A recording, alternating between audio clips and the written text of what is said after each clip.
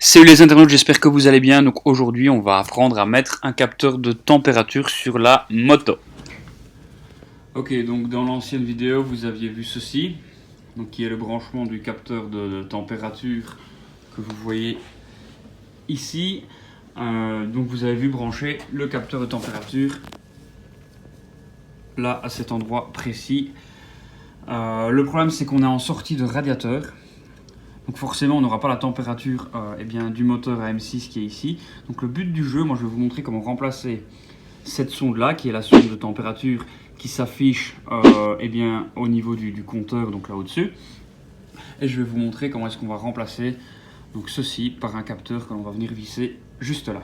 Première étape, on enlève simplement le câble ici. Ensuite on va déconnecter les serre-flex et on va changer le tuyau transparent par un autre tuyau transparent que j'ai commandé sur internet. On coupe de façon à être le plus droit possible. Un maximum de tuyaux transparents parce que moi j'aime bien ça, voir le liquide qui passe. Eh bien, on va déconnecter les serre-flex.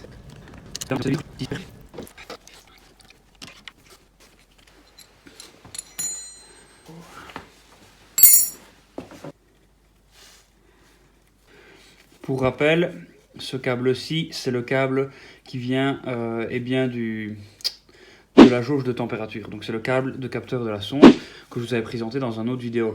La vidéo arrive là si jamais vous voulez voir comment est-ce qu'on tire ce câble là, c'est ultra simple. Donc là j'ai débranché le câble et je vais maintenant enlever le capteur de température ici.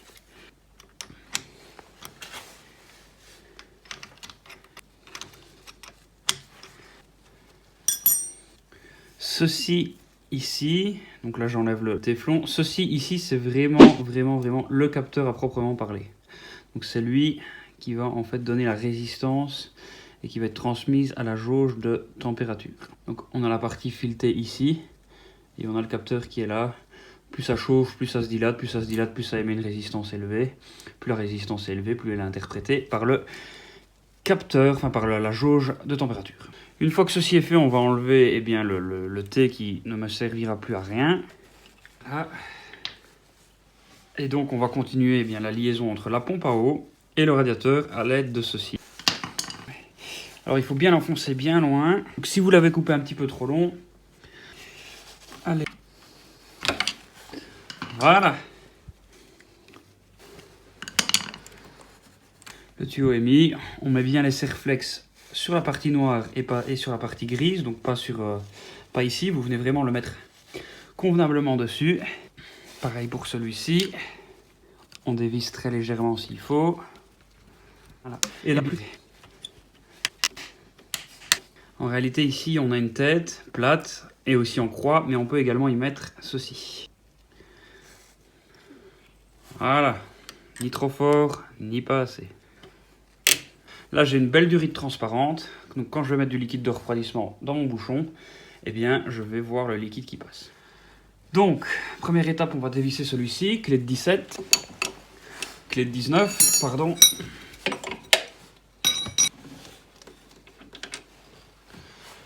Voilà, on a le filet qui est ici. Ça, c'est le capteur d'origine. Et ça, c'est le capteur que moi, je veux mettre. Déjà là, il y a un gros souci de diamètre. Il faut mettre ceci, qui est un adaptateur. Ça, c'est le même filet que l'origine. Et ici, on ressort en femelle, juste là. On vient le visser.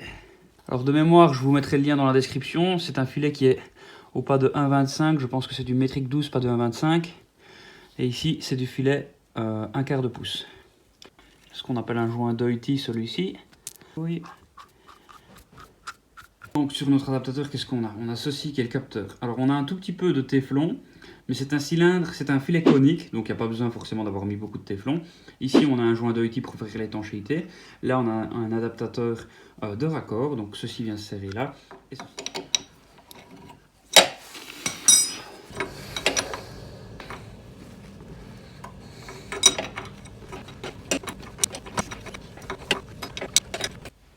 Donc on a remplacé ceci qui est le capteur d'origine par ceci qui est le capteur qui va se brancher au capteur à la jauge de température.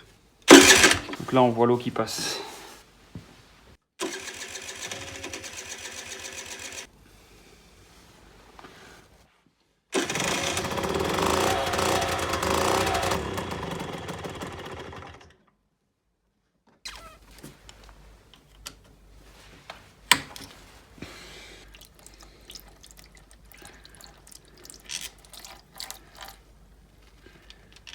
Ah, on enlève l'air.